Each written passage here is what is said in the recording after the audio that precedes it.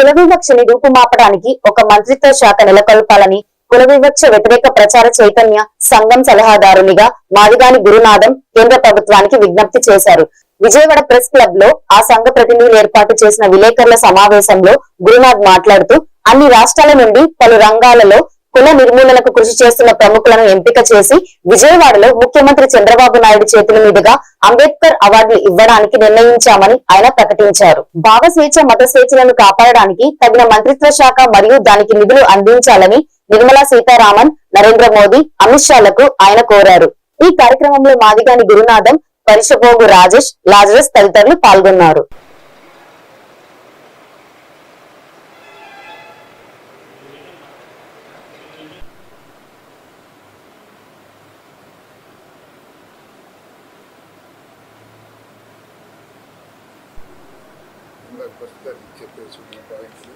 మాదిగాని గురునాథం ఈ యొక్క కుల వివక్ష వ్యతిరేక ప్రచార చైతన్య సంఘానికి మరి అడ్వైజర్గా ఉన్న నేపథ్యంలో 2000 సంవత్సరంలో నారా చంద్రబాబు నాయుడు గారు, దేవేంద్ర గౌడ్ గారు, నరసింహులు గారు, శ్రీహరి గారు కలిపి ఈ యొక్క కుల వివక్ష వ్యతిరేక ప్రచార చైతన్య కార్యక్రమాన్ని ముందుకు తీసుకెళ్ళడం జరిగింది. వాళ్ళ ఒక కమిటీగా వేసి వారు గమనించారు, అంబేద్కర్ గారు రచించినటువంటి రాజ్యాంగం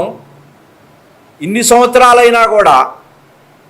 ఎక్కడా ఈక్వాలిటీ లేదు, ప్రపోర్షనేట్గా irrespective of caste and colour and creed and culture అని పెట్టుకున్నటువంటి నేపథ్యంలో కేవలం కులమే ప్రధానంగా భూమిక పోషిస్తూ ఉంది. అందువల్ల ఎక్కడా కూడా ఎరాడికేట్ చేయలేకపోతా ఉన్నాం ఈ సిస్టంలో అని చెప్పి దాన్ని గమనించినటువంటి చంద్రబాబు నాయుడు గారి యొక్క కార్యక్రమాన్ని తీసుకున్న నేపథ్యంలో దానికి ప్రభావితమైనటువంటి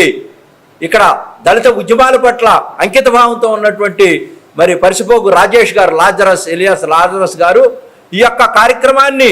ముందుకు తీసుకెళ్ళడం కోసం గత 25 సంవత్సరాలుగా అహర్నిశలు కష్టపడుతున్నటువంటి నేపథ్యంలో మేమందరం ధిక్కార స్వరంతో ఉద్యమకారులుగా మేము ప్రశ్నిస్తూ ముందుకెళ్తూ ఈ సమాజంలో సమాజాన్ని నిర్మించాలంటే, సమానత్వం రావాలంటే, భారత రాజ్యాంగాన్ని పరిపుష్టి కలగాలంటే 21 ఆర్టికల్ ఉంది, రైట్ టు లివ్, 22 ఆర్టికల్ ఉంది, భావ స్వేచ్ఛ,